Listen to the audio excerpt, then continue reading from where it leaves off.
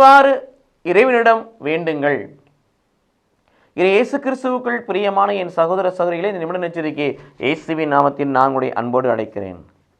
இவ்வாறு தந்தையிடம் இறைவனிடம் வேண்டுங்கள் என்று சொல்லுகிறான்.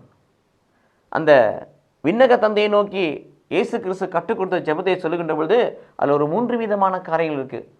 ஒன்று தந்தைக்குரியது, இன்னொன்று நமக்குரியது, மூன்றாவது பிறருக்குரியது. தந்தைக்குரியது என்ன?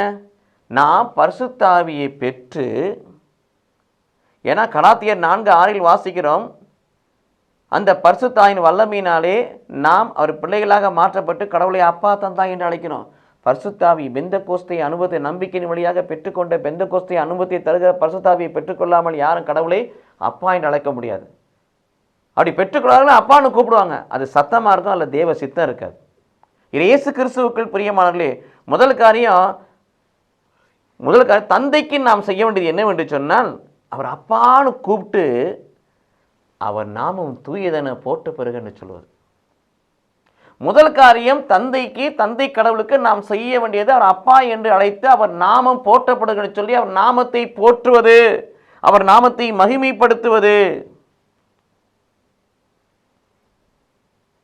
அது மட்டுமல்ல பிரியமானவர்களே, ஆட்சியும் வல்லமையும் மாட்சியும் தந்தையே உமக்கு உரியது என்று சொல்லி பிரகடனம் செய்வது, இது தந்தைக்குரியது.